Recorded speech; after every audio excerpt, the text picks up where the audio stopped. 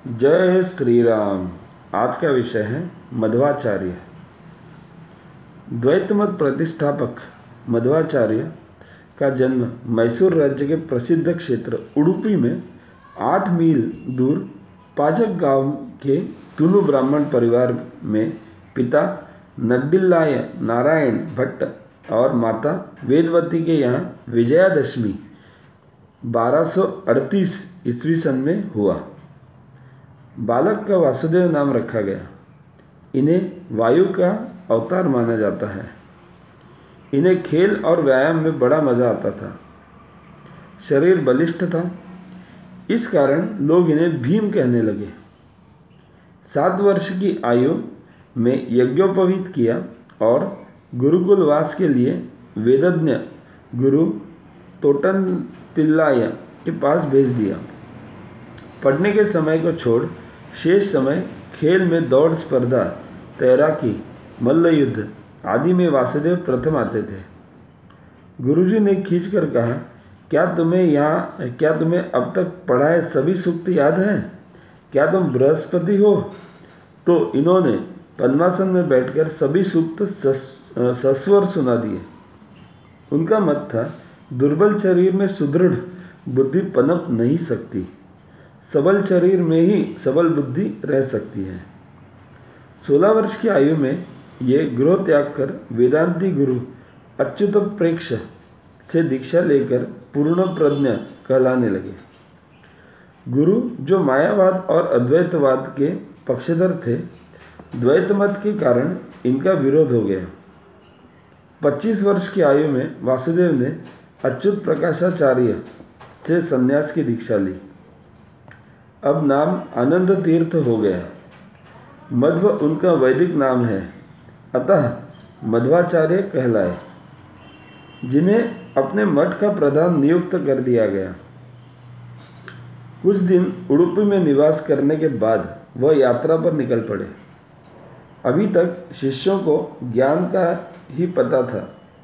आज 40 वर्ष की आयु में उन्होंने सभी शिष्यों से अपने ऊपर आक्रमण करने को कहा।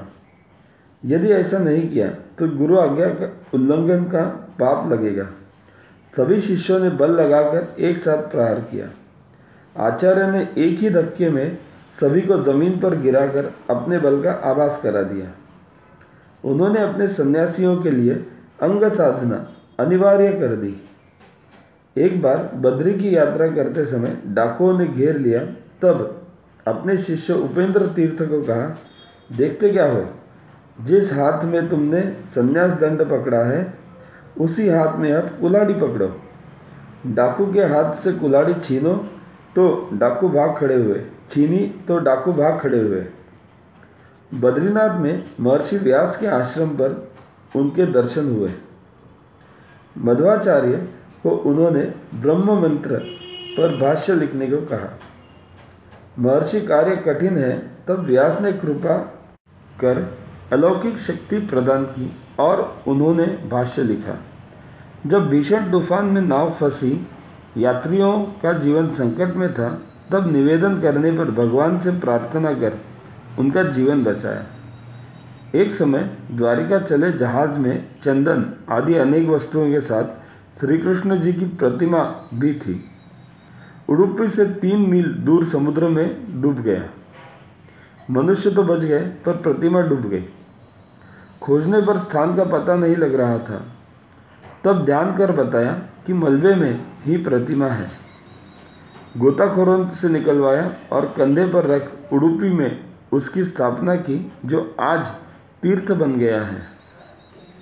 महाराष्ट्र के एक भाग पर राजा ईश्वर देव ने, जिन्हें विष्णुदेव भी कहते हैं, ग्रामवासियों के हित के लिए समुद्र तट पर बांध बांधने का कार्य शुरू किया। अनेक प्रयत्न करने पर पानी से नहीं बचा पा रहे थे, तब प्रार्थना स्वीकार कर स्वयं खड़े रह तटबंध बनवाया। उस दिन वह अपना स्नान और उपासना भी भूल गए। वे जनहित को कितना बड़ा मानते थे, इसका यह प्रमाण है। प्रसिद्ध अद्वैताचार्य त्रिविक्रम पंडिताचार्य, जो तुलुनाडु राजा जयसिंह के सभा पंडित थे, उन्हें शास्त्रार्थ कर हराकर द्वैत मत में दीक्षित किया। उन्होंने भी ब्रह्मसूत्र पर तत्व प्रदीप नामक प्रौढ़ व्याख्या लिखी।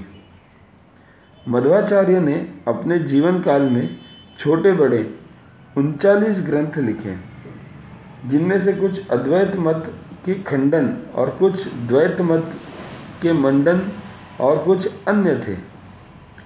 इनमें प्रमुख श्रीमद् भगवत गीता पर 2 ग्रंथ, ब्रह्मसूत्र पर 4, उपनिषदों पर 10 ग्रंथ लिखे। भागवत तात्पर्य, महाभारत तात्पर्य निर्णय और ऋग्वेद पर भाष्य प्रमुख माने गए हैं। इन्होंने अपने मत का प्रवर्तन महाराष्ट्र के दक्षिण भाग, कर्नाटक प्रदेश, बंगाल सहित भारत के और अनेक हिस्सों में किया। निर्भय ऐसे कि एक बार काले नाग को पैरों से रौंद कर ही मार डाला था। 80 वर्ष बिताकर 1318 में माघ शुद्ध नवमी के दिन अपने सारे शिष्यों से विदा लेके बद्रीधाम की तरफ चल पड़े। उसके बाद फिर किसी ने इन्हें दूसरी बार नहीं देखा। इनके भक्त इसी दिन को इनकी पुण्यतिथि के रूप में मनाते हैं। भारत माता की जय।